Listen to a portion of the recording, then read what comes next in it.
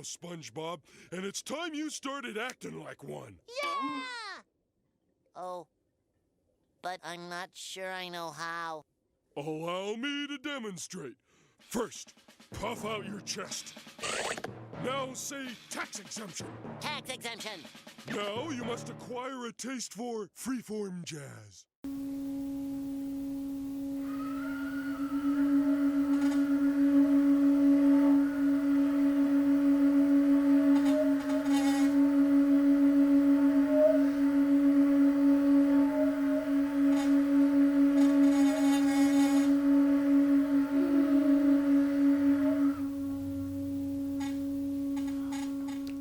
Hello there, and welcome to Weird Music. This is, of course, the show where we take dives into the weird world of music, and we find things that are, unusual for whatever reason. Today, though, I think I have something that is, without a doubt, one of the weirdest things I have ever heard. This is truly one of the wonkiest recordings I have ever, listened to, and yet it's going to make so much sense when I explain that it falls under the experimental, free improvisation, free jazz genres. Of course it's going to sound wonky, right? Oh, what else can it sound like, really? Today, I present to you Nmperighn's 2004 album. We devote every effort to offer you the best that you deserve to have for your enjoyment.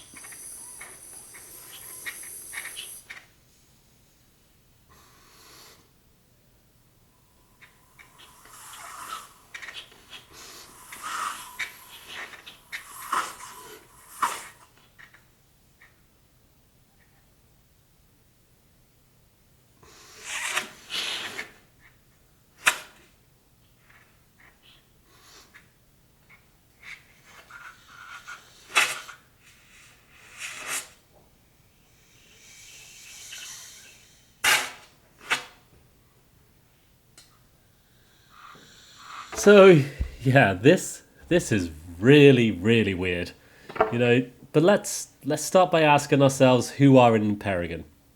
Well, Nmperign is an experimental improvisational jazz group formed in Boston, Massachusetts in 1998, comprised of members Bhob Rainey on soprano saxophone and Kelley on trumpet. And together, the two musicians have released a plethora of experimental improvisational jazz albums. They just completely destroyed conventions of structure, composition, even music in itself, anything with a semblance of sense. And instead, they just leave us with these absurdist recordings that, push experimentalism and improvisation to this weird place of pointlessness almost. It's crazy. It's really crazy stuff. Both as in Nmperign, as solo musician and collaborators, Rainey and Kelley have pushed out an absurd number of recordings, taking their respective instruments, and they force the most peculiar and unusual sounds out of them that you'll ever hear. It's such a trip to just try wrap one's head around, and I'll mention here as well, if you look on Bandcamp for their albums, you'll see in the on the tags at the bottom, they've listed experimental, improv, lowercase, noise, and anti-music all there. And by God, is all of that just absurdly fitting. This is not really music. So, yeah, maybe we shouldn't be discussing it here. So in today's episode, we're looking at the 2004 release of We Devote Every Effort to Offer You the Best That You Deserve to Have for Your Enjoyment. Originally released on vinyl by Siwa Records, this album offers us two compositions, split across 4 different tracks, with side A featuring parts 1 and 2 of We Devote Every Effort to Offer You the Best That You Deserve to Have for Your Enjoyment, while side B offers us parts 1 and 2 of I Am Sitting in a Fucking Room. I wonder what that's a nod to, eh? Anyway, across these 4 tracks though, we're given such a peculiar anti-music drone experience that sees the two musicians just freely and abstractly blowing through their instruments. They it offers this peculiar world of drones, squeaks, frequencies, the simple sound of air passing through the instrument, the whatever activity is happening around them at the time. There's so many weird sound effects on this album and stuff, or not even effects. Like, this is just how the instruments are sounding through how they're performing them. It's a mindfuck, to say the least, of an experience that it shows us the wrong side of these instruments, I'd argue. The wrong way in which they sound. It's so peculiar to think about. And as well, these compositions, they just unfold for as long as they bloody well feel like. And you as a listener, you're left just feeling baffled and battered and confused by this thing. Like, it doesn't sound like anything tangible. It just sounds like an extreme form of experimentalism, taking the absurd degree of the two instruments, pulling out the most peculiar sounds that, one can garner through their peculiar processes.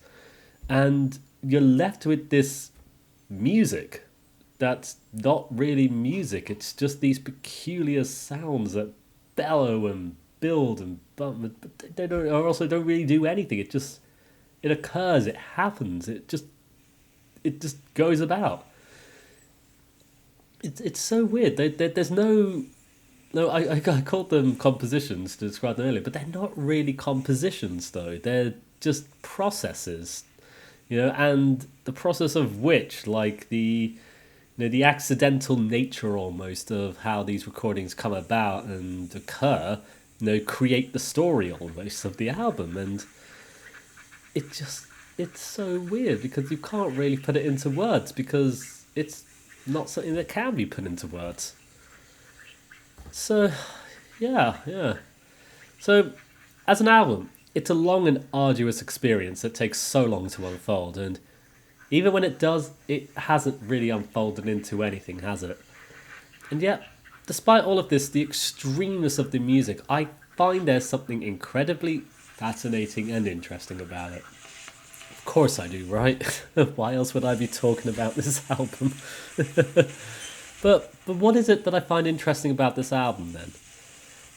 Well, for starters, I have come across the works of Rainey and Kelley before. So, many years ago, during my discovery of various record labels, I took a dive into Sedimental Records, which is an obscure experimental record label who released the debut album of one of my favourite bands of all time, Stars of the Lid, their debut Music with Nitrous Oxide. And when diving into the label after, finding them through Stars of the Lid, and they're like, oh yeah, what else have they released? I came across many experimental albums, including free jazz projects featuring Rainey and Kelley. One particular album was the album Thanks Cash. That was where their name really stood out for me. I don't know if they did other things on Sedimental Records, but that was where I first heard the name of these two musicians. And Thanks Cash featured, Rainey, Kelley, and then two other musicians, Alex Dorner and Andre Newman. And I listened to this album. I don't know why, but I was like, something about this at that time. This would have been over a decade ago, I believe. I checked it out, and it was a really weird free jazz album. And at the time, it opened up the world of free improvisation to me. But also at the time, I found it was too inaccessible for me, and I didn't pursue it any further. So then, fast forward to, nowadays, the modern times. Somehow, at some point, I don't remember when, I've come across Nmperigns. We devote every effort to offer you the best that you deserve to have for your enjoyment. And I was instantly drawn to the name of the final composition, I'm Sitting in a Fucking Room.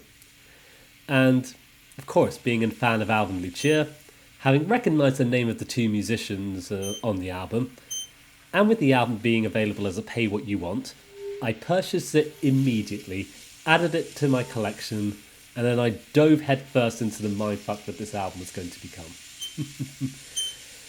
Oh goodness, it warped me. It just confused and baffled me, and yeah, what a crazy trip.